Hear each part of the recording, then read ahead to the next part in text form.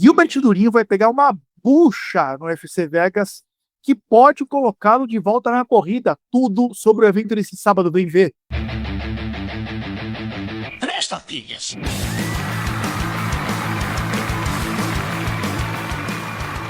Cavalheiros e brutamontes, donzelas e desdonzeladas, eu de novo, Fabiano Rampazzo, pisando no octagon de Três Tapinhas, o maior, o melhor podcast do YouTube brasileiro. Não tem podcast melhor, a gente é o menor e o melhor. Essas duas coisas, tá? Será que o Capitão Carisma acha que o Durinho vence o invicto Michael Morales esse sábado? Vamos descobrir, né? Na análise da luta principal vai dizer muitos brasileiros e brasileiras neste card. Vamos resenhar cada luta para vocês aqui. Então, já deixa seu like, porque ele é fundamental para a gente. Não custa nada, é só apertar o botão no joinha ali, não custa nada, o dedo não cai, tá? Você que está vindo pelo YouTube, bem-vindo, bem-vinda. Você que está vindo pelo Spotify, idem.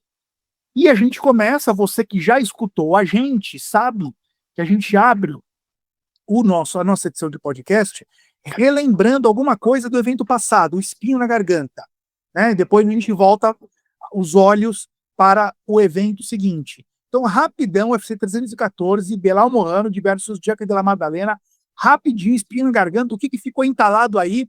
Igor Meloto, a Wikipédia do MMA, você que é o patrono do MMA Meloto, bem-vindo, meu amigo. Qual que é o espinho? Olá a todos. Bom, o meu espinho é sobre o fim de carreira melancólico do José Aldo. Assim, eu fiquei bem chateado com a forma como ele saiu do UFC agora, né? Porque ele perdeu uma luta ali que, pra mim, eu fiquei com a nítida sensação de que ele venceu o confronto contra o Zahabi. Aí, essas lutas que ele tem feito, né? É sempre perdendo no detalhe. É sempre uma derrota ali que tu fica com a sensação que poderia ter sido algo melhor, né? Ou por causa da performance dele, que ele poderia dar algo a mais, ou por causa dos juízes. E assim, até não foi um fim de carreira como alguns outros ídolos, né? Que eles eram nocauteados, espancados, servidos de escada, assim, mas de uma maneira em que eles realmente não tinham nível mais para competir. Eu fico frustrado porque a expectativa que eu tinha era que o Aldo vencesse esses caras, né? O Zahabi, por exemplo, eu tava com a expectativa alta que ele ia vencer essa luta. E aí não aconteceu, né? E assim, ver as críticas também que ele recebeu por ter aceitado essa luta e tal, tudo pra mim foi triste e eu tô ainda com isso entalado e eu queria falar. E eu quero deixar claro aqui que, apesar dessas derrotas, eu ainda considero ele o maior peso-pena da história. E por uma margem considerável ainda. Eu acho que o Volkanovski teria que defender o cinturão ali mais umas 3 vezes, pelo menos. Meloto, meu amigo, como alguém falou no Twitter, eles ficam dando essas lutas pro José Aldo e ainda roubam ele.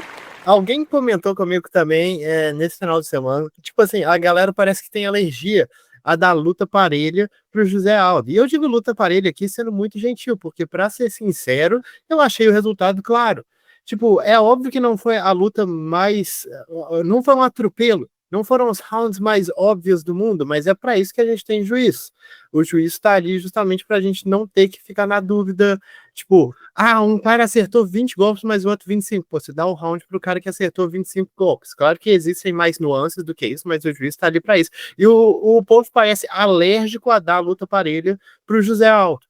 Tipo, você pode fazer uma correção do cartel dele nessa carreira que ele fez nos pesos galos, que, tipo assim, ele teve, se eu não me engano, posso estar enganado aqui, mas foram 5 derrotas.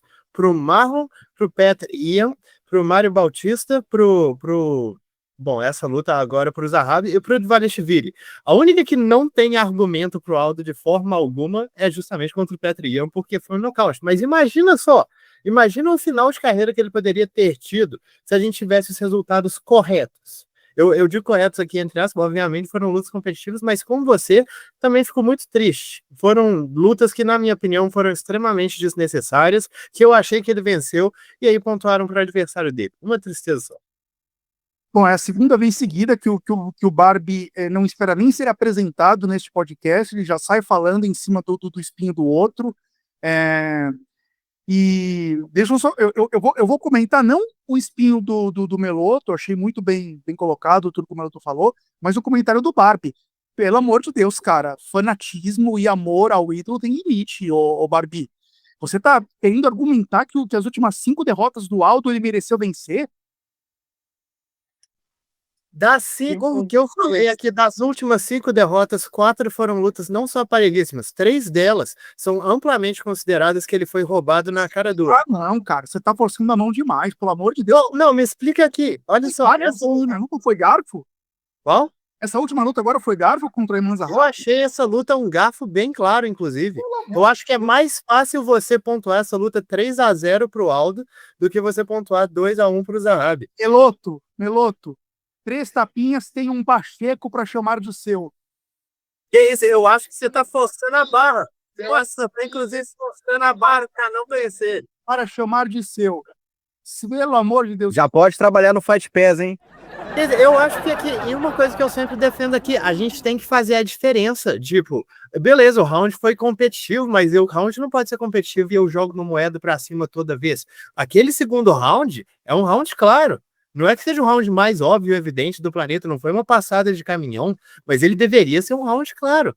Sabe, a diferença de poder, a diferença de limpeza dos golpes, assim, a diferença de potencial de conexão ali, foram muito claras. Tá certo. É isso que eu tô falando. O Barbie vivendo na Barbilândia. Mas não é só a minha opinião, é a opinião geral. É a opinião da. Não é opinião geral, não é. Isso não é verdade. Vamos ser justos. A gente pode ter opinião aqui, cada um da tua e tudo, mas dizer que a opinião geral não é verdade. É a opinião da esmagadora maioria. Não. É o contrário. A esmagadora maioria dos canais de YouTube no Brasil reconhece a vitória da Iman Zahabi. Aí isso, eu busco para você os números agora. Assim, então faça isso. A esmagadora maioria, eu juro por Deus, super lutas, diretaço do Vini, 6º round, Renato Rebelo, o canal Encarada, Zé Augusto, do canal Nocaute, todo mundo reconhecendo que o Aldo perdeu a luta. Ok, olha só, site do MMA Decisions aqui. Você tem todo o direito de viver nesse mundo de amor ao Aldo. Tá tudo certo. Pelo contrário, eu acho aqui que, olha só, site do MMA Decisions, eu não tenho controle sobre esse site. Eles têm listados 20 resultados, 20 pontuação. Foram 2 empates, 2 vitórias do Zahabi e 16 vitórias do Aldo. Da mesma forma, a pontuação... Oi? Se você brigou com o Felipe Pacheco lá, que você achou um absurdo. O que eu achei um absurdo, o Felipe Pacheco, com todo respeito ao Felipe Pacheco, mas ele viu um 10-8 pro Zahabi no terceiro round. É aquilo difícil de enxergar. É isso, cara. Um round que ele tomou 3 knockdowns. Pra mim, você ter um 10-8 no round que você tomou 3 knockdowns, você tem que matar o seu adversário. E beleza, o Aldo pegou perto disso, mas, cara... Você não acha perfeitamente admissível que a Iman Zahabi virou o último round? Não, eu inclusive pontuei o último round pro Zahabi, mas o que eu tô falando é que eu acho que é mais fácil eu pontuar o último round pro Aldo do que pontuar o segundo pro Zahabi. Nossa, não. Cara, o segundo round pra mim foi pro Zahabi e o primeiro pro Aldo. Pra mim foi isso. O Aldo desacelerou. Cansou cedo. Mas, Bari, vamos lá. Qual que é o seu espinho na garganta? O meu espinho na garganta, isso é uma coisa que eu já falo há muito tempo, mas a gente tá falando de decisões questionáveis, a gente tá falando de juízes ruins, a gente tem que falar da luta que rolou entre o Modestas Bukauskas e o Ion Cutelaba. E a questão aqui não é nem questionar o resultado, porque eu acho que foi um resultado aceitável, embora eu não tenha pontuado dessa forma. Mas para mim a questão é o critério, porque os dois tiveram abordagens muito diferentes na luta, né? O Cutelaba estava trabalhando com um volume tipo 2, 3 vezes maior do que o Bukauskas, ele estava atacando sem parar, mas ele estava tomando os golpes mais claramente limpos e danosos. E o que resultou disso foi que um juiz pontuou 3-0 para um, outro pontuou 3-0 para outro. Isso não foi, tipo, a gente estava falando desse segundo round de Aldo contra o Zahabi. A ideia interessante desse segundo round é que ele foi competitivo de uma forma óbvia, sabe? Eles estavam atacando e conectando mais ou menos na mesma porcentagem, mas essa luta do Bukauskas contra o Cutelaba, eles estavam fazendo coisas muito diferentes. E o fato que um juiz valorizou absurdamente o volume e o outro valorizou absolutamente limpeza dos golpes e dano, Não pode acontecer, cara. Tem um critério claro. Os juízes não estão lá para cada um fazer o seu critério, para cada um inventar como que a luta deve ser avaliada, não. Tipo, esse tipo de coisa é o que me tira do sério. Como eu já falei aqui algumas vezes, o lutador mesmo não sabe o que os juízes querem. E nessa luta ficou muito óbvio, porque um achou que fez o jogo certíssimo e o juiz pontuou todos os rounds para ele. O outro achou que fez o jogo certíssimo, o outro juiz pontuou todos os rounds para ele. Quem é o certo?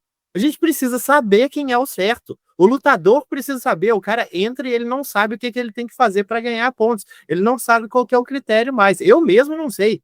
Eu fiquei confusíssimo com essa decisão, foi muito esquisita essas pontuações, mesmo que a luta tenha sido parelha e a vitória do Bucalças não tenha sido um absurdo para mim, a decisão como ela foi, cara, não pode acontecer. O meu espinho na garganta é o QI de luta do Belal Mohamed, que chamou muito minha atenção, que a primeira tentativa de queda dele foi se eu não me engano, foi no final do segundo round, já entrando quase no terceiro round, a primeira tentativa de queda. Ele venceu rounds e teve bons momentos na luta, com algumas quedas que ele converteu. Se ele tivesse sido pragmático e feito esse jogo desde o início, provavelmente ele teria saído vencedor. Eu não sei se ele quis provar algum ponto para alguém ou para ele mesmo. O fato é que essa decisão de luta, de jogo, fez ele perder o cinturão. Eu achei isso inacreditável. É isso.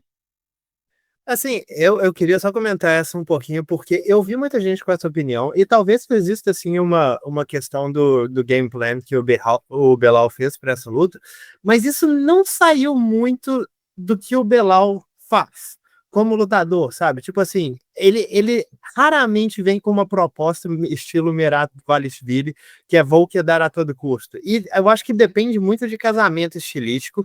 Eu acho que teve muito a ver com o que o Jack Della Maddalena estava fazendo ali do outro lado. É muito difícil eu tentar apontar o dedo e falar esse tanto ou esse tanto, mas eu, no geral, não achei que foi uma performance muito diferente do normal pro Belal, sabe?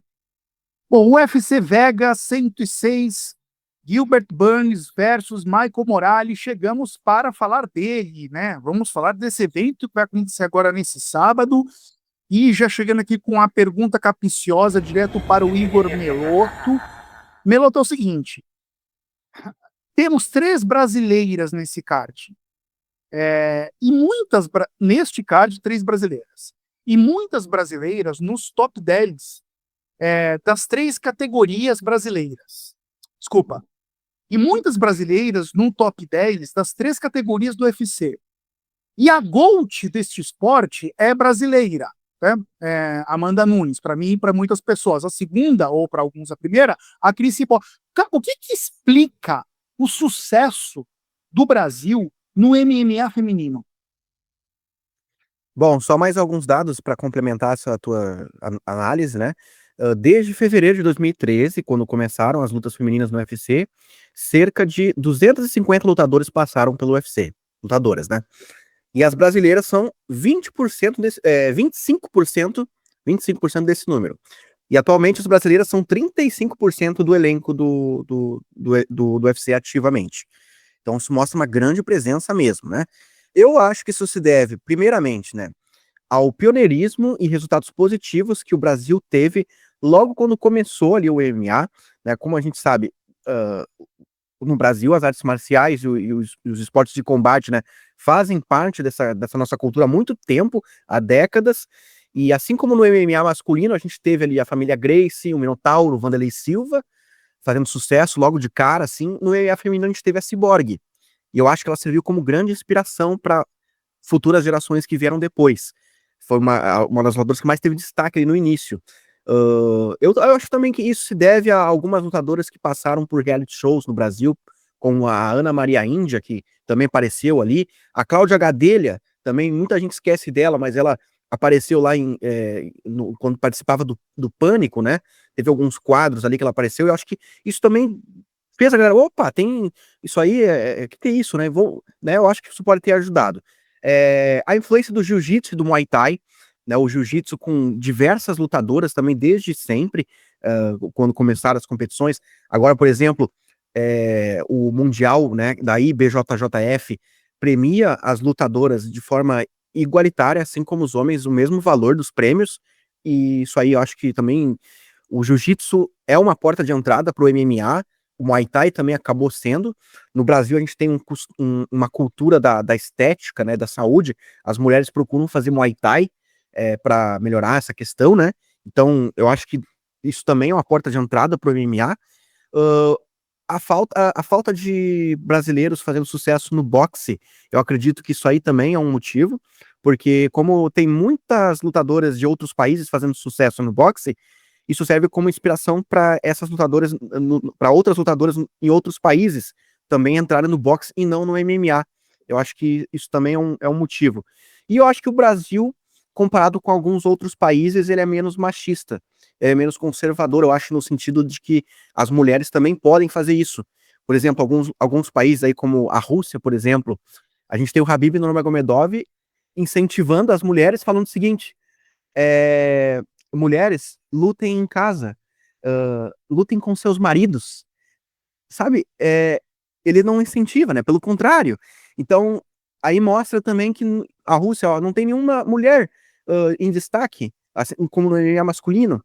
Então, acho que isso aí são alguns dos motivos. A política também do Brasil tem um pouco mais de incentivo, tem a lei do incentivo ao esporte, né, por exemplo, que permite que projetos sociais envolvendo artes marciais captem recursos via renúncia fiscal, beneficiando tanto homens quanto mulheres em modalidades como MMA. Então, tudo isso eu acho que são fatores que contribuem para o sucesso do MMA feminino no Brasil aqui, né, com as mulheres. Maravilha, Meloto, muito bom. E Barbie, agora o malvado está sorrindo para você e a pergunta capciosa para o senhor é o seguinte: bom, temos Melquisael Costa neste evento, né? Vai lutar contra o Julian Erosa. A pergunta é o seguinte, cara: amigos, negócios à parte. O Melquisael Costa é material para ser top 5 desta categoria, sim ou não? Melquisael Costa. Você sempre me pergunta, então, vocês querem me pegar, mas assim, eu vou dizer que o Melk, inclusive, está excedendo as minhas expectativas, como eu fui bem claro aqui, eu tinha apostado no C-Rod na última luta, e o Melk dominou os 2 primeiros rounds daquela luta, mostrou um jogo muito completo contra um cara extremamente perigoso, que também melhora muito. Agora, em relação a top 5, vamos falar de qual é o top 5 da categoria dos penas hoje. Sem achequismo, Barbie, que é só sem achequismo, seja imparcial. Eu sou sempre imparcial, mas a questão aqui, ó, top 5 atual sem Max Holloway, Diego Lopes, Ilia Topuria, Yair Rodrigues e Movsar Evloev. Max Holloway e Ilia Topuria já praticamente subiram de categoria, né? Então aí a gente tem outros caras, Arnold Allen, Brian Ortega. Eu vou dizer para vocês que, na minha opinião, eu diria que seria o limite. E me surpreenderia do Melk beliscar esse top 5. Eu acho que é possível, olhando para o top 10 atual da categoria dos pesos penas, que acaba sendo um top 10 envelhecido num certo aspecto, sabe?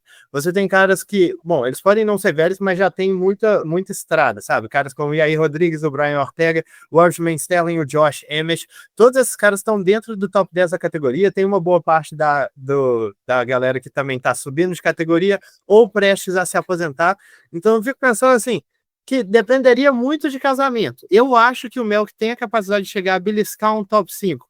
Não sei se eu apostaria nisso. Eu acredito que ele tem a capacidade. Se eu tivesse que prever o futuro, eu diria que não. Considerando potenciais outros talentos surgindo aí e potenciais cada mês de luta, mas eu acho que pode acontecer. Mas o meu palpite seria não. Ok, respondido com imparcialidade, né? Vamos ver. Bom, a resposta vai começar a ser respondida neste evento. De novo, né? O Melk vai lutar contra o Júnior Erosa, é favorito nas casas de aposta. E vamos ver o que os nossos especialistas acham desse encaixe dessa luta daqui a pouco. Não deixe de se inscrever aqui no nosso canal. Você que está assistindo e ainda não virou inscrito, faça isso, para a gente é muito importante. Muito importante, a gente quer chegar a 1000 inscritos, não chegamos ainda, vamos chegar em um dia. E vamos para o Rampazzo Reage, hora de eu reagir ao comentário ou aos comentários que alguns de vocês fizeram. Bora. Rampazzo Reage! O primeiro comentário aqui, Meloto, do GSP77, Será que é ele? Será que é o homem? Tá cobrando aqui, Meloto. Por que o Meloto parou com o canal dele? Esta DSP, quem vai reagir é o próprio. Por que, Meloto? Porque eu não consigo mais encaixar com as tarefas que eu tenho já. O bolão do Meloto, ele me toma muito tempo. A minha página no Twitter, no Instagram, tô priorizando essas funções do que o canal no YouTube, que ao meu ver, eu preciso ter mais. O canal tem que ter um pouco mais de qualidade no cenário, nas coisas que. Eu preciso de mais tempo pra fazer, eu não consigo. É isso. Tá respondido, mas sentimos falta, hein? Me junto aí ao DSP. Para continuar no Meloto aqui, olha o seu comentário do Roger Viana. Descobri hoje que o Renato Rebelo, lá do Sexto Round, perdeu o posto de maior etarista do MMA. Rapaz, o Roger, de novo, cara, o Meloto é no nível de. O hobby dele, quando ele tava pra fazer, é ir na praça caçar velhinho, pra jogar ovo na cabeça do velhinho, baixar a calça do velhinho e sair correndo. Ele é maldoso, cara. Assim, e ele não é o maior etarista do MMA. Ele tá entre os maiores etaristas deste país. Daqui a pouco ele vai soltar alguma. Ele não perde oportunidade para vir falar de gente que envelheceu e não serve mais para a vida. Aos poucos a gente vai educar esse rapaz, o Roger, junte-se ao time. E, por fim, um comentário do Anderson Cacho, que eu vou ler e vou deixar a bola pingando aqui. No campo minado, eu acho que seria legal manter o mico no final do mês, para o perdedor mensal. Esse card está muito bom. Só as lutas principais podem ser chatas. Acho que vão entregar. Mas, enfim, o que o Anderson Castro está sugerindo aqui? Perdedor mensal pagar um mico. Eu falei que ia deixar a bola pingando aqui, mas eu que vou responder. Vamos pensar. Vamos discutir aqui em off depois. Vamos pensar sobre o assunto. Vai discutir aqui e respondemos em breve, Anderson. Você colocou a gente para pensar. Não garanto, mas a gente vai pensar. Tinha uma logística que envolvia o mico, que às vezes dava um trabalho, falta de lista de mico também, falta de ideias. Mas vamos pensar e a gente volta com essa resposta mais para frente. Eu acho bom porque o Meloto fica nessa de só pegar os azarões que estão pagando 6, 7, porque ele sabe que ele não vai ter que pagar o mico na semana que vem. Estamos de olho, seu malandro, etarista Micoloto, estamos de olho. Eu sou contra a ideia do mico, mas não tem nada a ver com o fato de eu ter que pagar eles na maior parte das vezes. Nossa, aliás, Barbie, você acabou de levantar um ponto que você acha que já pode até antecipar a resposta para o Anderson aqui. O fato de existir um pico pode inibir alguém de querer ir numa odd mais discrepante, porque a pessoa não vai querer se arriscar tanto e pode comprometer a ideia de buscar as odds. Olha eu fazendo uma defesa aí para não ter mico. A pessoa pode... risco e recompensa, pô. Onde já se viu? Tipo, eu iria me arriscar, mas eu não vou me arriscar porque eu não quero pagar mico. Cara, realmente eu tô propenso a declinar da ideia do mico mensal, mas ok, Anderson, a gente vai pensar e voltamos a falar nas próximas semanas aí. E bora seguir com o UFC Vega 106, Burns versus Morales. Este card tá interessante, será? Vamos olhar ele aqui, Melodô.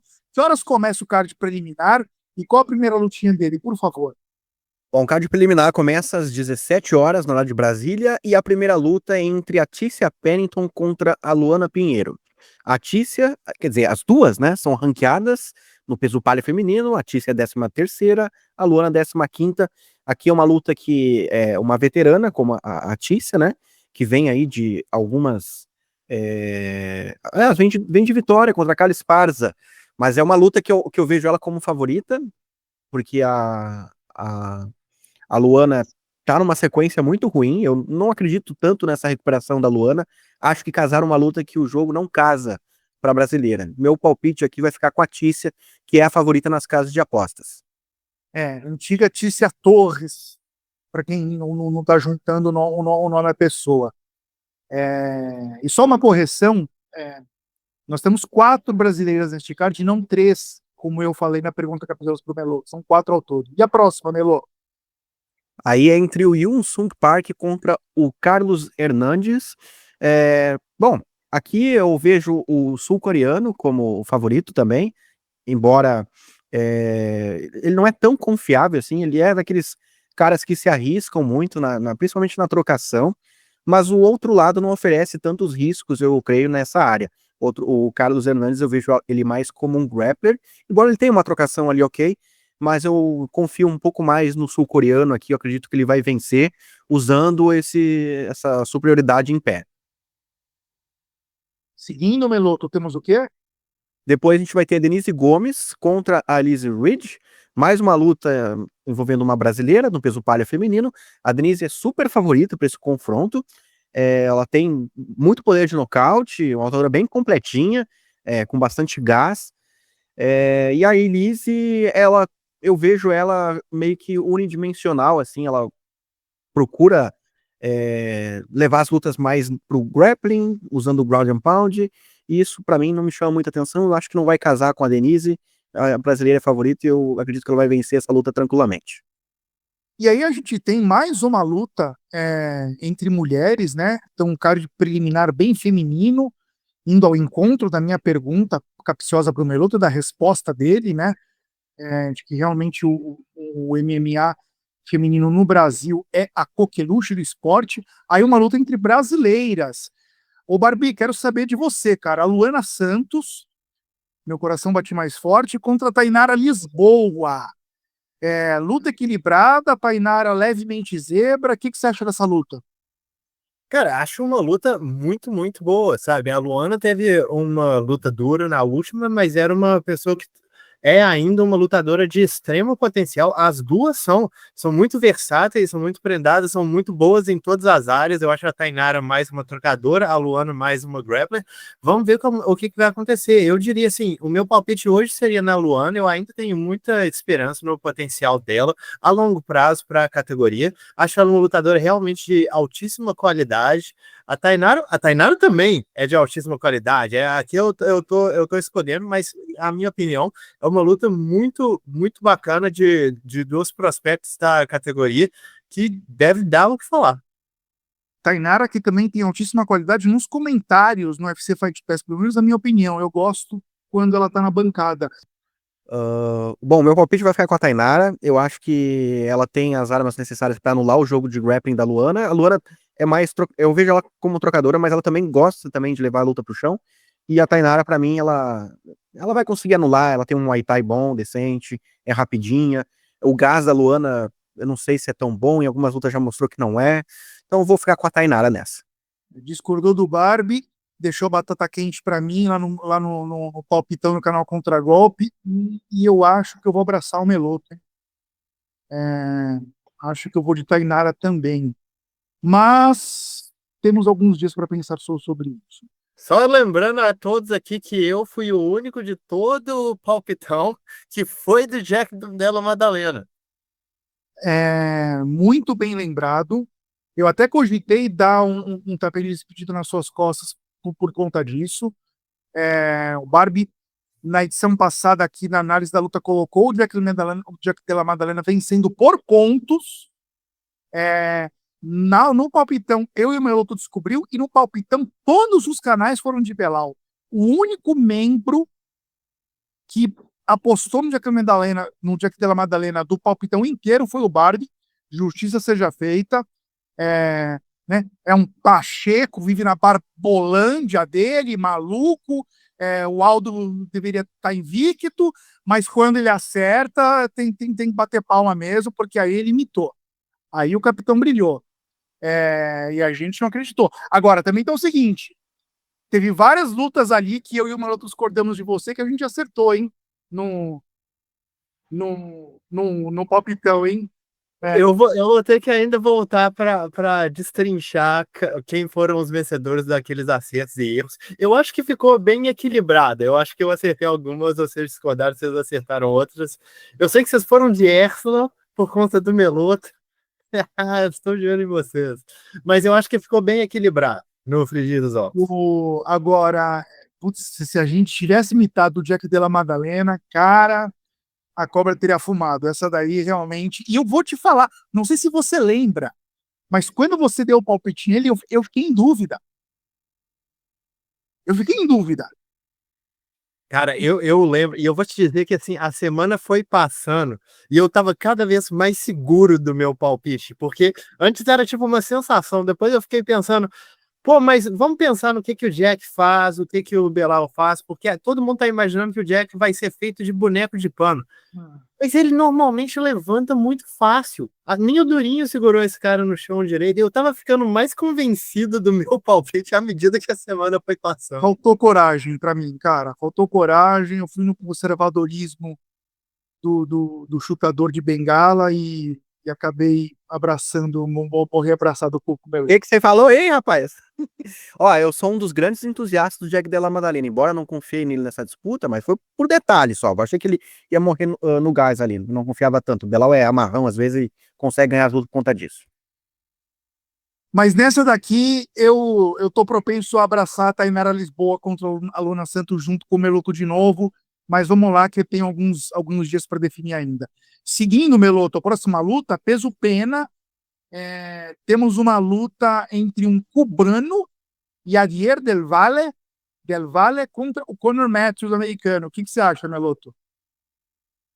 É, um cubano vai fazer a estreia dele no UFC, né? Vem do Contender Series, os dois vêm, na verdade, mas ele tem muito mais expectativa em cima dele, né? Um cara que mostrou ser perigoso, tem poder de nocaute, tem poder de finalização também, e o Conor Matthews no UFC até agora não mostrou nada, né? É, embora seja o único Conor aí ativamente na empresa, né? Pelo menos é o único Conor que tá lutando. Mas assim, eu acho que o cubano é o favorito mesmo, tá invicto, carrega uma certa expectativa, e é isso. Tô com as casas de apostas nessa aí também. Clickbait, a gente pode falar, Conor vai lutar neste evento, vai ser a capa desse vídeo. E depois a gente tem do peso leve, o Jared Gordon, aquele que venceu e não levou contra o Pat Pimblett, caso você não lembre, contra o Thiago Moisés brasileiro. E aí, Barbie? Luta bacana, luta bem dura, na minha opinião. Jared Gordon é um boxeador alinhado que também tem um jogo por cima que, tipo, não é empolgante. Ele, em geral, fica na guarda, mas é um jogo que sufoca o adversário, sabe? Drena a energia dos caras mesmo, trabalha o ground and pound, bate bastante no corpo. E o Thiago Moisés é um contragolpeador muito bom, um atleta muito forte, bons chutes baixos, bom jogo por cima também.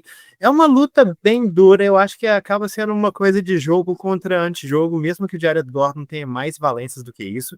Eu acho que o Moisés é um lutador melhor como um todo, a não ser que ele seja quedado e amarrado. Imagino que ele leve vantagem, inclusive em pé, nessa luta. Eu acho que caindo por cima, ele é definitivamente superior também, deve ganhar round sem muita dificuldade. Então, meu palpite está indo no Thiago Moisés. Acho que o Jared Gordon tem um jogo que é seguro, enquanto o Moisés tem mais opções. Ai, ai, ai, hein, Meloto? Sei não, hein? É, rapaz, essa luta aí é muito equilibrada, cara. Eu tô ainda indeciso, vou pensar um pouquinho mais sobre isso. E qual a luta que fecha o cara de preliminar, Meloto? É entre o Gabriel Green contra o Matheus Camilo, o Gabriel americano, o Matheus brasileiro, estreando no UFC, né, o brasileiro. É um cara que não veio do Contender, ele vem de outros eventos aí regionais americanos. Tem feito um certo barulho, muita gente já tava querendo que ele entrasse no UFC mesmo. E é isso, vai entrar direto aí, tem 24 anos, é um peso leve, né, que pode ser um futuro brasileiro aí no topo dos rankings aí, para representar o Brasil. E o Gabriel, até agora, assim, ele até teve algumas lutas em que ele lutou bem no UFC, as últimas derrotas dele, que ele vem de 2 derrotas, né, foram para lutadores duros, isso pode ter um pouco de imprecisão aí do quão bom ele é. Ele perdeu pro Ian Gary, né, recentemente aí, perdeu pro Brian Battle também, que é um lutador duro, e tá um tempo inativo, talvez evoluiu aí, vamos ver, mas meu palpite fica com o Matheus Camilo por conta de uma expectativa maior que eu tenho sobre ele. Ele é o favorito nas casas de apostas e eu também concordo com o pessoal. Compartilhe este vídeo, você que está aqui no YouTube, né? Pega o link, manda para uma pessoa faça 3 tapinhas, chegar a mais pessoas, faça isso, por favor. E vamos agora analisar as lutas do card principal. Meloto, que horas começa o card principal? Tudo mais cedo nesse sábado, né? Isso aí, começa às 20 horas, no horário de Brasília. Primeira luta entre o Julian Erosa e o Melquizael Costa, né, no card principal. O Barbie já comentou sobre essa luta. Eu acredito que o Melk vai vencer. Acho que ele mostrou na última luta aí que ele tá muito bem preparado para esse jogo de grapplers que possam tentar contra ele. É um cara grande para a categoria. Eu achei ele maior, bem maior assim do que o Christian Rodrigues. Me chamou a atenção isso. E, cara, tem poder de nocaute também. O Julian Erosa é um lutador bem constante na organização, oferece perigo, claro, mas eu acho que o Melk ganha. É o favorito e eu concordo também. E vem numa ótima fase, né? Vamos torcer pro Melk mesmo. E o meu palpite também tá indo no Melk aqui, ó. Eu acho, inclusive, uma luta bem mais tranquila que o Christian Rodrigues. Eu, inclusive, falei com o Melk por que você tá pegando essa luta, mas vai lá, vai ganhar dinheiro, vai pagar as contas dele. É isso aí, cada um dando seu corre, bora. Na sequência, Meloto, a gente tem o Dustin Stoltzfus contra Nursulton Ruziboev, né? Que é um lutador, tá bem favorito, o Ruziboev. Você concorda com esse favoritismo, Melo? Concordo, o Ruziboev é um lutador bem mais completo, eu diria, assim, ele tem poder de nocaute, ele tem bom jogo de grappling também, se precisar finalizar. Ele é um lutador mais atlético. O Dustin Stoltzfus, eu acho ele meio lerdão, assim, meio lentão. Embora na última luta ele consiga um nocaute sobre o Marc-André Barriot, mas ali foi a oportunidade, ele conseguiu ali captar naquele momento, às vezes acontece, a mão entra, mas no decorrer da luta, assim, eu vejo ele como um atleta inferior e eu aposto também no Ruziboev, eu acho que é um lutador melhor. E eu quero saber o seguinte, a próxima luta, peso leve, Sodiq Yusuff contra Myron Santos, o brasileiro. Quem vence essa luta, Meloto? Bom, eu vou ficar com o Sodiq Yusuff, um lutador que chegou mais longe na... Zebra Oi? nas casas de aposta. Zebra nas casas de aposta. Vou usar aí. Eu acho que é um lutador mais experiente, com mais bagagem, enfrentou lutadores de melhor nível, venceu lutadores de melhor nível. O Myron, eu acho que é um lutador talentoso, sim, mas eu acho que ainda tem algumas brechas que o Sodiq Yusuff pode explorar, e na última luta não foi tão convincente assim, a vitória dele contra o Francis Marshall. O Sodiq Yusuff é bem melhor do que o Marshall, então acho que pode ser um passo maior do que a perna que ele vai dar agora nesse momento. Mas depois, claro, tem tempo aí para evoluir e pegar e vencer lutas até melhores, né? Lutadores até melhores. Ô, Barbie, me desculpa, cara, me perdoa, mas eu vou dar um spoiler aqui. Esse é o teu palpite no campo minado. Você tá indo de Sodiq Yusuff. Aí a pergunta que eu te faço é a seguinte. Você escolheu porque o Sodiq Yusuff tá como zebra, tá pagando bem, tá com uma odd boa, e ainda é um lutador que tem grande chance de vencer a luta, mas minha pergunta é, esquece campo minado, esquece odd. Pura e simplesmente, quem você acha que vence a luta? Eu, honestamente, acho que o Sodiq Yusuff vence essa luta, sabe? O Myron, na última luta dele contra o Francis Marshall, ele era estupidamente favorito para a luta, tomou um super atraso, com direito a knockdown sofrido, inclusive para muita... Nossa, maioria das foi um super garfo ali. Pois eu ia falar, para a esmagadora maioria das pessoas perdeu a luta, e também entra naquela coisa que é a postura do lutador depois de uma decisão como essa, porque o cara saiu pensando, venci bem, inclusive, sabe? A postura do Myron era essa, e eu acabo ficando muito receoso a respeito de lutadores que se iludem a respeito do próprio nível, porque, tipo, se você passou aquele perrengue gigante contra o Francis Marshall, bicho, pro Sodiq Yusuff, mesmo que o Sodiq não esteja vindo de boa fase, eu acho um salto. É um salto de Francis Marshall para Sodiq Yusuff, eu acho que é um salto, e eu não acho que o Myron tá pronto para isso, não. E Meloto, a próxima luta, Rodolfo Bellato contra Paul Craig. Quem vence a luta? Bom, meu palpite vai ficar com o Rodolfo, é um lutador mais completo, perigoso, tem poder de nocaute, é difícil de nocautear ele. A última luta, embora ele tenha levado um atraso grande ali no início, então um 10-8 ali da luta contra o Jimmy Crute, no primeiro round, mas isso mostrou que ele tem muita resistência, né? Assim, o Paul Craig, para mim, ao meu ver, só no grappling mesmo para conseguir alguma coisa, que é onde ele sabe fazer, a trocação dele é medíocre, né? Então, meu palpite vai ficar com o Rodolfo. embora tenha riscos, né? Mas eu acho que o Rodolfo vence. Vai ter surpresinha aí dessa luta ainda. E aí, Meloto, a gente chega depois disso na luta principal, né? O que acontece, Meloto, aqui em Três Tapinhas, quando a gente chega na luta principal? A gente recebe uma análise muitíssima, assim, olha, excelente, que só mesmo um cara consegue fazer, que é o nosso grande João Mané Galibardo do Capitão Carisma. João Mané Galibardo do Capitão Carisma, responda, Galibardo, responda. Começando por ele, pelo invicto Michael Morales, favoritíssimo nas casas de aposta, pagando, do Durinho tá pagando 6-1 em algumas bolsas. E esta besta fera, 12º colocado na categoria meio médio, Michael Morales, equatoriano, vai trazer para essa luta. Quem é este homem? Por que essa odd? Eu, pra ser sincero com você, já começo achando que a odd está muito desproporcional, mas assim, obviamente o Michael Morales deveria ser favorito, como é um cara, como você bem disse, invicto, já tá muitas lutas dentro do UFC e ele vem tendo resultados bem impressionantes. Eu acho esse cara, sinceramente, eu já falei isso aqui algumas vezes dele, a mesma coisa que eu já falei do Jiri Prochazka, que esse cara é uma anomalia atlética, sabe? Ele é um cara assim tão absurdamente atlético que ele faz os atletas de altíssimo nível do UFC parecerem caras lentos. Ele é muito rápido, estupidamente forte, por algum motivo ele também bate muito pesado, muito grande para a categoria, aguenta muita pancada e tem um cardio exuberante, sabe? E o que é interessante é que ele estreou no UFC, não no UFC, ele fez a luta dele no Contender Series em 2021, quando ele tinha acho que 20 anos de idade, é um cara muito novo.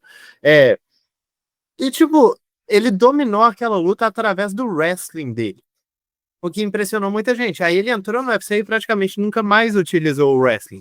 Tá vencendo todas as lutas só na base do boxe, só na base de um controle de distância, um jab bem colocado, combinações extremamente rápidas, mãos extremamente velozes. O que eu não gosto do Morales, eu acho que é justamente essa dependência que ele tem na capacidade atlética dele. E acaba que, como eu tô falando, que ele se distanciou muito do jogo de wrestling dele, que era uma parada extremamente técnica, e eu acho a trocação dele básica nesse sentido. Ele compensa porque ele é muito rápido, ele tem muito poder de nocaute, mas no geral eu não acho que ele seja o melhor boxeador, mas eu acho que esse potencial atlético ainda vai levar ele para bem mais longe, mas eu gostaria de ver ele sendo um pouco mais coeso no que ele faz, sabe? E utilizando mais todos os atributos dele, ao invés de só o que tá chamando a atenção. Porque você vai ver lutas dele contra, por exemplo, contra o Jake Matthews, e você vê que ele tá deixando o cara estar na luta o tempo todo por uma falta de um jogo atritivo, por uma falta de um potencial de dominar a luta a longo prazo. Ele ganha momentos, bate muito rápido, sai muito rápido, se defende muito bem, um tempo de reação é impressionante. Eu só gostaria que ele fosse um pouco mais focado na parte técnica, que ele tivesse um processo um pouco mais interessante. Eu acho que se a gente colocar isso nesse nível de atleta, um cara que já tem essa base fortíssima de wrestling que ele já mostrou ter, pô, a gente poderia estar olhando aí para um potencial campeão. Ao invés disso, a gente ainda encara o Michael Morales meio como uma coisa assim, vamos ver até onde ele vai chegar. Até o momento, os buracos não apareceram muito, mas devem aparecer. Porque é isso, você vai subindo, os adversários vão se tornando mais difíceis, o jogo, principalmente um jogo que se vale muito de capacidade atlética, começa a não funcionar tão bem. Esse é o Michael Morales. Barbie, e do outro lado a gente tem o Gilbert Burns, o Durinho, vindo de uma fase não muito boa, né? Pegando esses prospectos, esses lutadores mais jovens, que estão numa corrida aí em busca do cinturão. O Durinho, não sei mais o que quer direito no UFC, não sei se ele ainda almeja de fato um cinturão, mas imagino que uma vitória contra um prospecto, uma promessa com o Michael Morales, tendo o nome que o Durinho já tem, pode colocar ele de volta num berimbolo ali, né, numa potencial luta que poderia levá-lo à cinta. Então, quais são as expectativas e as chances do Gilbert Burns nessa luta contra a pujança e a juventude do Morales? Eu vou dizer para você, meu querido amigo Lampaz, que eu passo pano para praticamente todas as derrotas que o Durinho teve nessa última sequência. Contra o Belal Muhammad, bom, ele obviamente se lesionou. Ali, não sei dizer se ele venceria a luta ou não, mas ele se lesionou bem no início da luta. Dentro da luta, acontece, é parte do jogo, mas fingir que isso não afeta também, não tem como. Contra o Jack Della Maddalena, atual campeão, ele estava ganhando a luta, na minha opinião, ia ganhar a luta nos pontos se ela tivesse chegado na decisão. Claro, o Jack também teve problema de se lesionar ali, como eu já falei, acontece, é parte da luta. O grande problema é a luta dele contra o Sean Brady. Cara, eu não lembro de ter visto um lutador tão drasticamente velho como o Durinho me pareceu naquela luta contra o Sean Brady. Porque eu achava aquela luta um casamento bacana para ele, sabe? No sentido que ele ia pegar um wrestler, um cara que não tem o encaixe dos melhores, que não gosta de enfrentar uma resistência, e o Durinho foi incapaz de firmar a resistência. Isso estava até me dando angústia, porque quando ele tentava socar, ele acertava. Só que ele estava sendo engolido por um volume que ele não estava nem se esforçando para tentar responder. Ele parecia tão derrotado desde o início da luta que, para ser bem sincero com você, eu achei que ele ia aposentar depois. Eu achei que ele ia falar: meu coração não tá aqui mais, e eu tô até hoje surpreso que isso não aconteceu. Porque é isso, cara, foi dominado de ponta a ponta, sem oferecer resistência. E quando eu digo de oferecer resistência, me pareceu que ele não quis oferecer essa resistência. Não é a questão de, fui derrubado e amassado, não consegui fazer nada. Não, ele teve oportunidades. Dava para você ver a perícia técnica dele.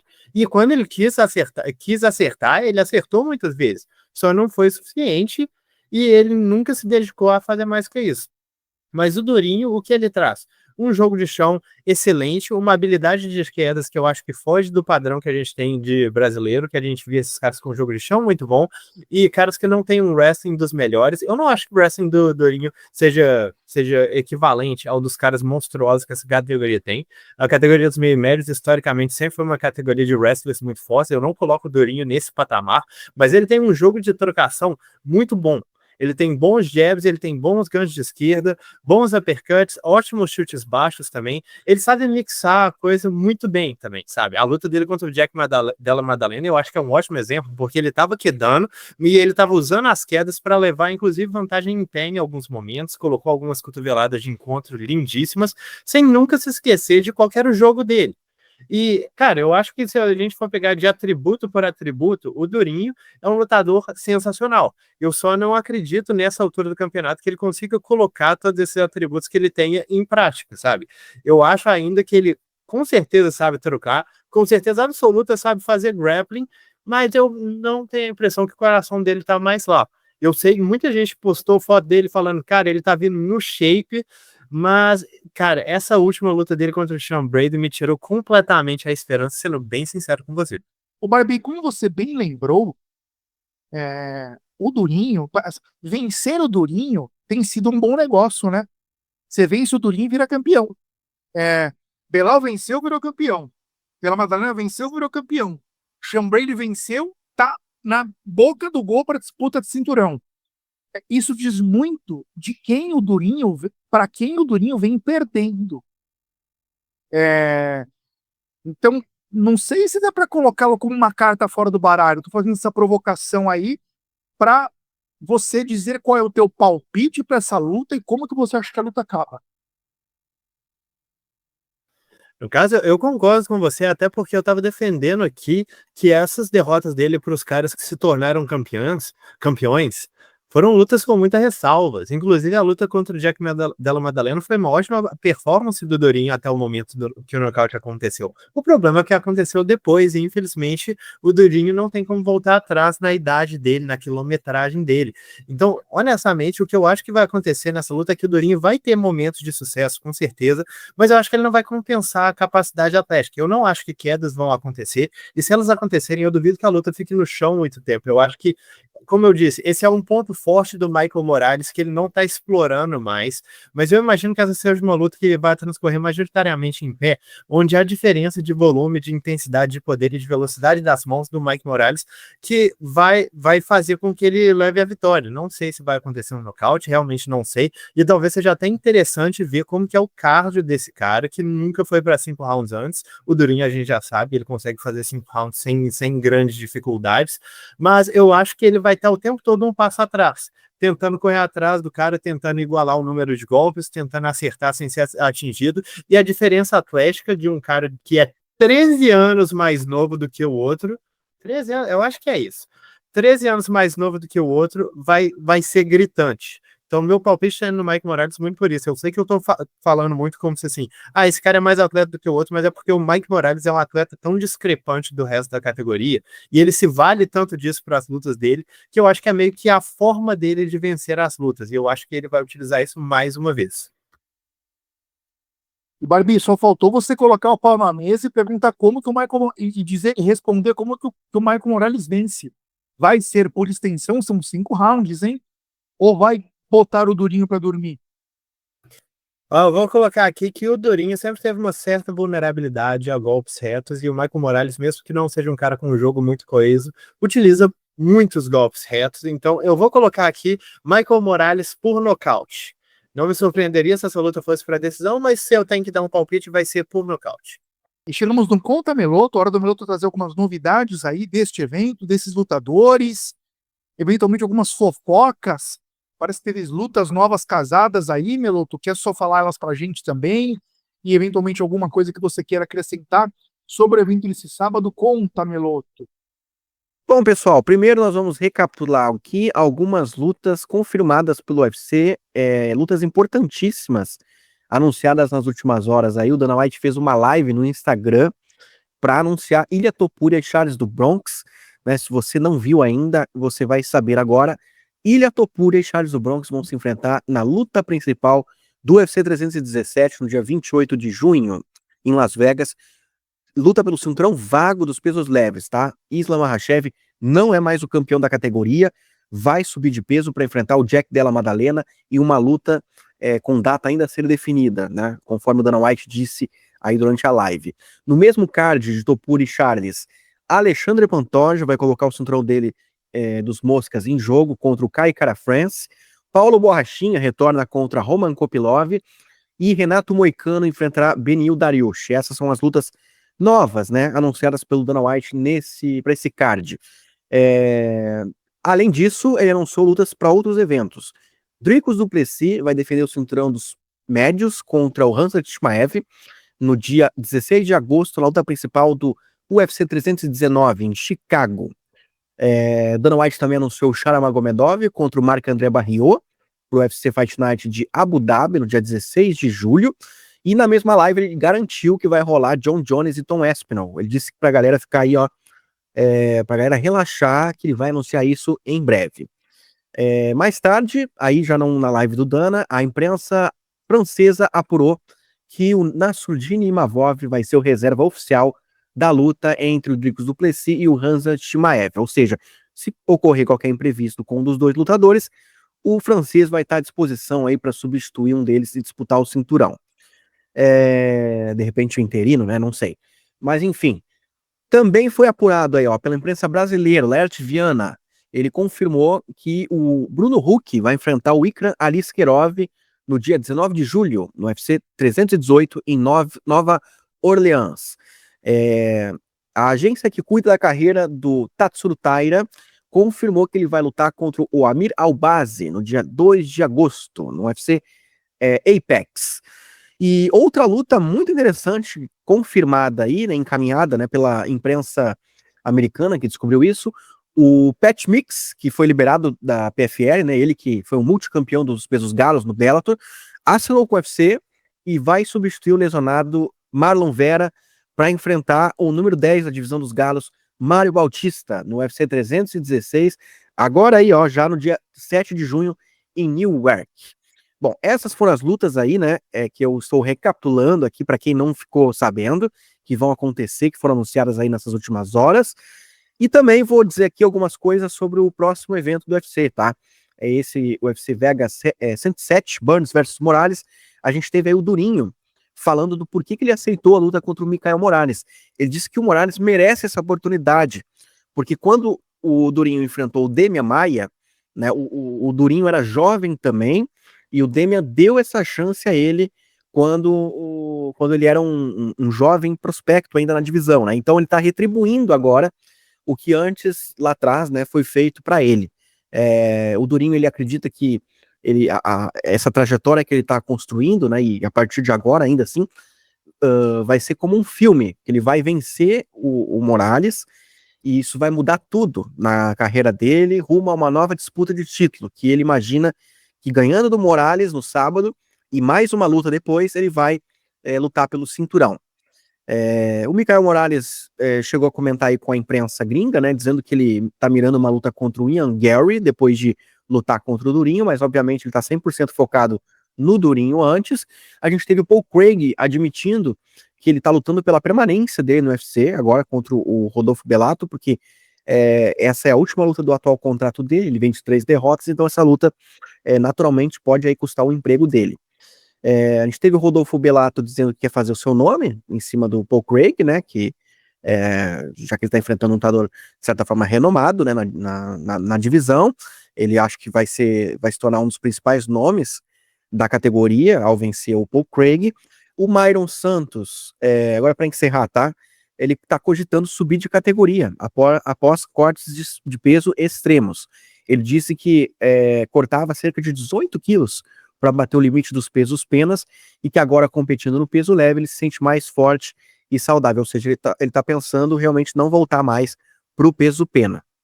Então é isso aí, galera, essas são as notícias aí desse evento e algumas coisas que eu recapitulei das lutas anunciadas aí nessas últimas horas. UFC Vega 106, Banes versus Morales, já temos o veredito do capitão, né? Morales por nocaute, será que ele acerta de novo? Porque na vez passada ele acertou, hein? Pela Madalena por pontos. E aí? Mas chegamos na hora dos nossos palpites, do campo minado. Começando sempre pelo recap do que aconteceu na última edição. Agora, pois é, Anderson Cacho. Agora que não tem mico para pagar, nego sai errando a torta direito, né? Ninguém acertou. Ninguém acertou nada aqui no campo minado. Eu, intencionalmente, eu tô falando que eu tô querendo dar uma brecha, né, para esses caras se distanciarem, mas não consegue. Daqui a pouco o Lobo Mal vai chegar. Eu fui de José Aldo vencendo a Imanzarrato. O Zicou! Foi garfo, mas eu acho que o Aldo perdeu mesmo. Zicou esse vagabundo. Eu tô de olho na você, rapaz. Ziquei, né? Ziquei o Aldo. Depois teve o Meloto indo de Ivan Arslan vencendo Navarro Sterling. Tava pagando 3,10. Meloto é o gulosinho do campo minado nessa nova versão. Não, você vê que eu tô errando, né? Mas fica até parecendo que eu costumo errar palpite, né? O gulosinho. Agora parece que eu sou leigo, né? Fica parecendo que eu sou leigo. Parece que você sempre erra, né, Meloto? Pois é. Sempre mirando as odds altas, errou também. E o Barpe, que não sei da onde ele achou que a Jéssica Andrade venceria a Jasmina Javildavicius, que ele ainda quis empurrar essa no palpitando no canal Contra-Golpe pra cima da gente ainda. Meu pai, essa foi triste, viu? Até atrás em pé ela tomou. Mas que tristeza. Pois é. Então zeramos no campo minado, vamos ver o que vai acontecer desta vez. E aí eu começo por você, Barbie. Qual que é o teu palpite no campo minado? Na verdade, eu já dei esse spoiler, né? Confirma aí. Meu palpite vai no Sodiq Yusuf vencendo Myron Santos, pagando 2,10. Um bom palpite. Dessa vez, talvez você acerte. Eu estou indo também na zebra. Tainara Lisboa vencendo a Lona Santos, 2,20. Também tem chance de bater, né? Agora, e o Meloto? Tá indo do que, Meloto? Ó, pra contrariar meu próprio palpite, eu vou de Paul Craig vencendo o Rodolfo Bellato. A odd tá pagando 4,75. Eu acho que é muito alta essa odd. Com essa luta aí, acho que pode ser mais parelha do que tá aparecendo. E aí, eu tô indo de Paul Craig. Uma finalizaçãozinha ali no primeiro round, ali, um katagatame. É isso. Você entendeu, Anderson? Se tivesse Nico envolvido na história, a gente não teria essas pérolas. O Meloto não estaria indo de Paul Craig. Mas vamos ver o que vai acontecer, então. Tainara Lisboa, eu, Sodiq Yusuf Barbie, Paul Craig, Meloto. E se o Meloto acertar, pagando 4,75, vai na liderança do campo minado. Essas são as novas regras do Campo Minado nesta edição 2025-2026. E bora para ele, o baú do Meloto. Abre a arca, Meloto. Então, o baú do Meloto dessa semana vai ser bem curtinho. Eu vou falar aqui sobre a trajetória do Micael Morales, desde sua infância, né? Como que ele entrou no mundo da luta, para a gente conhecer um pouco mais desse atleta aí que provavelmente vai estar nas cabeças aí por um bom tempo, né? Um atleta relativamente jovem ainda que a gente vai falar dele muitas vezes ainda, creio eu. Bom, para quem não sabe, o Micael Morales nasceu em Pazarri, na província de El Oro, no Equador. Desde muito jovem, ele já esteve imerso no mundo da luta. Por quê? Porque seus pais eram judocas e sua mãe, né, foi ali a sua primeira treinadora, praticamente, já que ela iniciou ele no judô aos 5 anos de idade. Ou seja, aos 5 anos de idade, o moleque já estava conhecendo aí o mundo da luta. Aos 10 anos, ele começou a treinar luta olímpica, né? E conquistou, inclusive, diversos títulos em torneios juvenis. Ou seja, embora a gente olhe ele como um striker, ele começou na luta agarrada, né? Isso é curioso. Bom, aos 14 anos daí, né? Seu pai daí o levou a uma academia de MMA, né? Em Machala, academia de Victor Vallejo. E bom, daí o que aconteceu depois, galera? Essa mudança foi motivada pela busca por um esporte mais completo e desafiador, ou seja, o moleque queria realmente uma coisa ali que o motivasse a treinar mesmo, ele queria uma coisa mais pesada mesmo, que os treininhos lá de judô e luta olímpica, embora sejam desgastantes também, que exigem disciplina, mas no treino de MMA ali foi ali que ele encontrou realmente a praia dele. E aí, ele iniciou a sua carreira profissional em 2017, aos 18 anos, já lutando no MMA, enfrentando Álvaro Vacacela Guerreiro no peso meio médio, categoria em que compete atualmente. Né, aí, obviamente, ele venceu, né, por nocaute, e aí o que aconteceu depois? Ele foi pro México, se mudou pro México em 2021,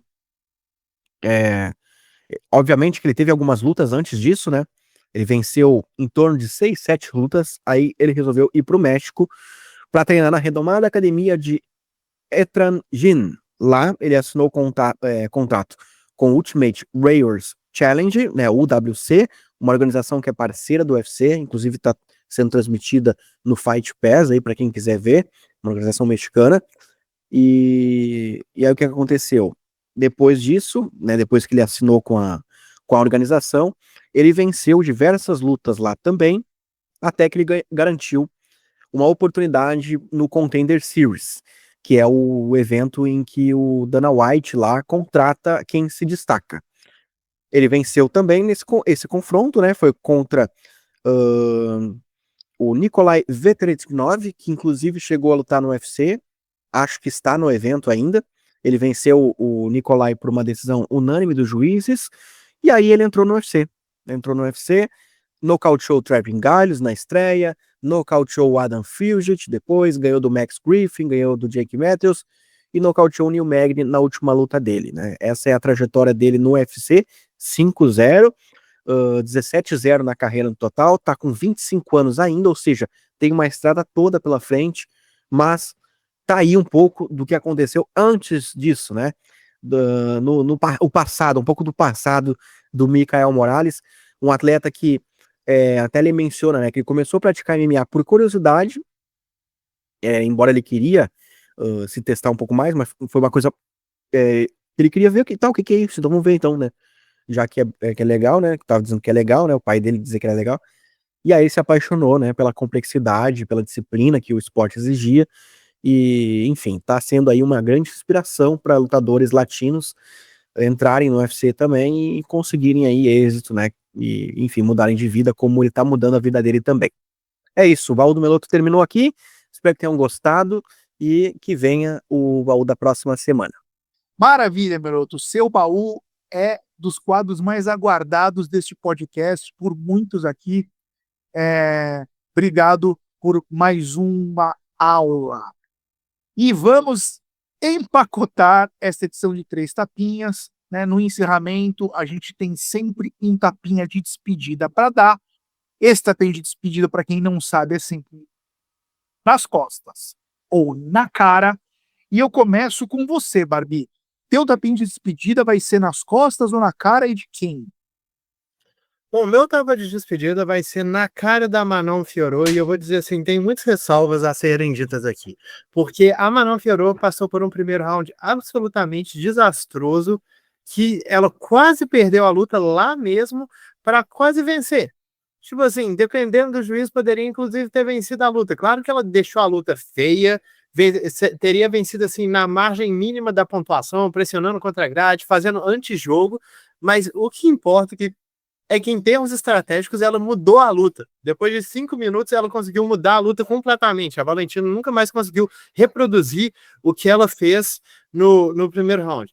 Barbie, meu capitão, por que o seu tapa é na cara da Fiorot, então? Essa é a hora que a gente tem que olhar nos olhos da nossa tropa e falar que, se você vai lutar com a Valentina Shevchenko e você não se prepara para tomar um gancho de direita, pelo amor de Deus, você tá fazendo a estratégia mais errada do planeta, sabe? E não dizendo que a Valentina seja ruim, ela não é, ela é uma lutadora extremamente completa, mas esse é o contragolpe básico dela. Você entra com combinação de soco, ela vai te meter o gancho direito e angular.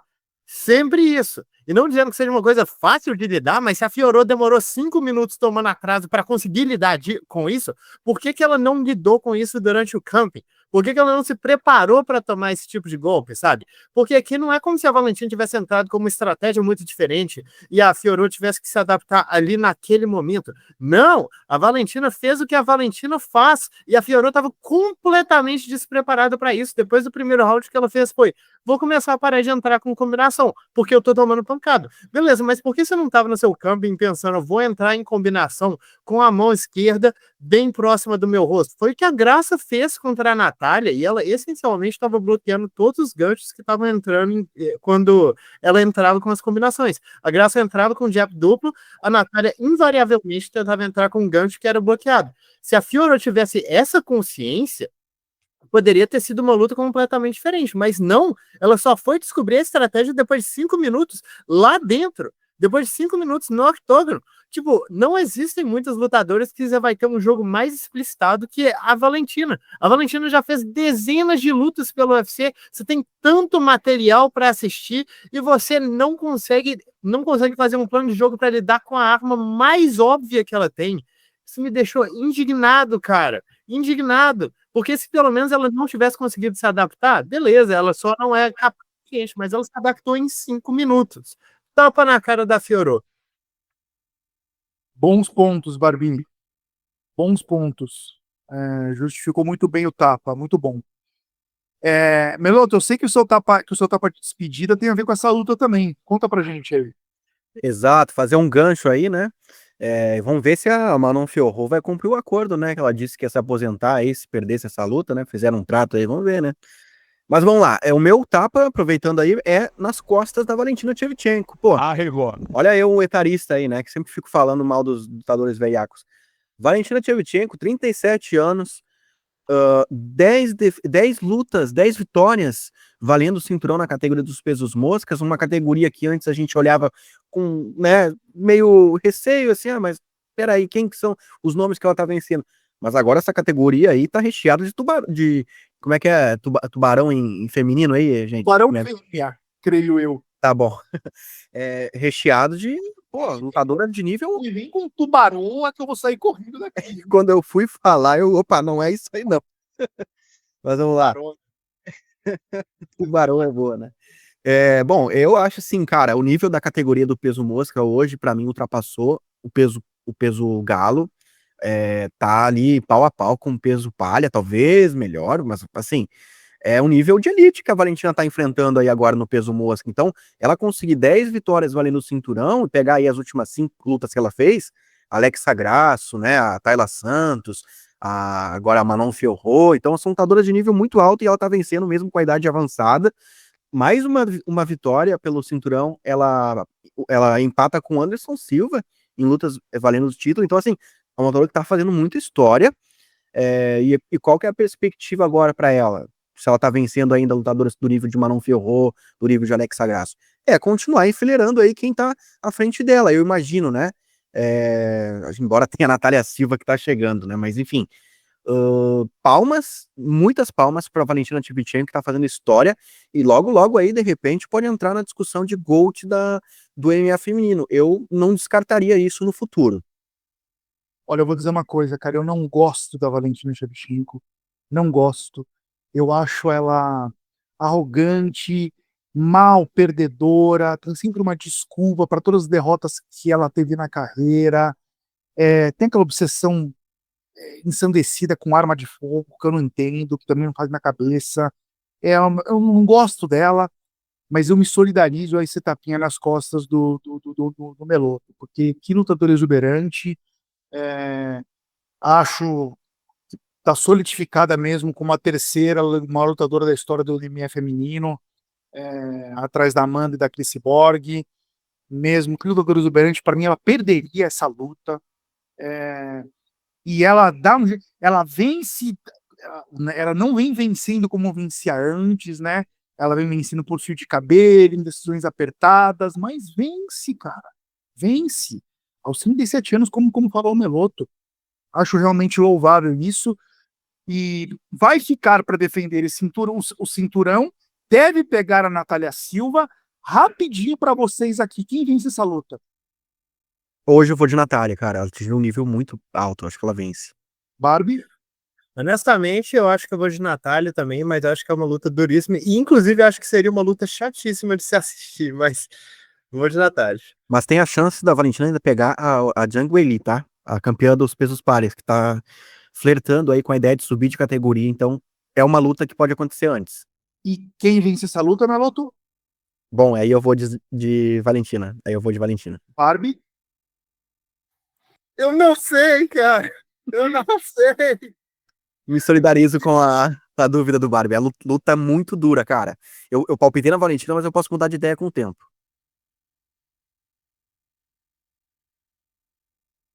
Barbie? Vai ficar um silêncio mesmo? Eu não vou deixar, não sei. Arregou. Não, eu acho que eu vou, ó, pra essa luta. Muda de ideia depois, cara. Se tu não... Não, mas eu tenho que pensar nessas paradas, sabe? Porque, Legal. tipo assim, o lance. Não. Agora que você perguntou, Tu eu falou, rapaz? Tá só... eu acho que dentro da Valentina tem que lidar com o clinch da Fiorot, da forma que ela fez. E a Fiorot é uma pessoa gigantesca para a categoria. Eu sempre achei que a Zhang levaria vantagem em termos de conseguir colocar a luta na grade, conseguir uma queda. Agora eu não tenho muita fé que isso aconteça, não, sabe? Mesmo que ela seja mais técnica em termos de grappling. Então eu acho que eu vou de Valentina também. Cara, eu tô achando a Valentina. Eu realmente não sei como ela venceu a Fiorot, cara. Eu tô achando ela mais lenta, mais previsível. Eu acho que ela perde com a Natália Silva e eu também me solidarizo com a dúvida do Barg contra o Elisang. Eu acho uma luta mais equilibrada, mas o meu palpite iria na Zang. É isso. Só que a Valentina, ela é especialista. Esse é um dos motivos pelo qual eu não gosto dela. Ela é especialista em calar minha boca. Quando eu acho que ela perde, ela vai e ganha. É, eu achava que ela perderia para Alexa Grasso na revanche também. E ela venceu, empatou e venceu, né? Então é isso, uma lutadora exuberante mesmo, eu reconheço e tiro meu chapéu. E o meu espinho, perdão, onde não? E o meu tapinha de despedida vai nele, nas costas do Vitor Belfort, que Arregou. entrou pro Hall da Fama nesse último evento, ao meu ver, até tardiamente, essa entrada dele no Hall da Fama, super merecida, um lutador aí que, a exemplo da Valentina, né? Tem uma personalidade forte, que não agrada a maioria, não agrada muito a mim, por exemplo. Mas, cara, reconheço, assim como eu reconheço a Valentina, a importância dele para o MMA,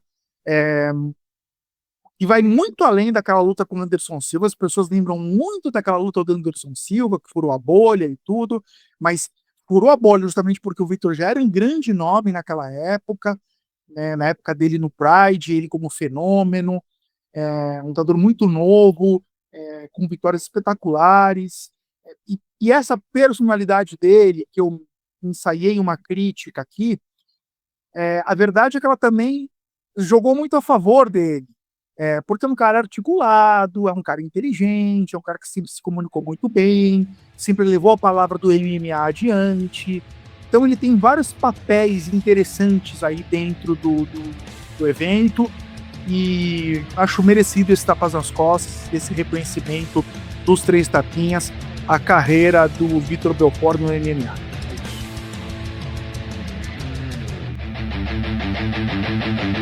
Três tapinhas.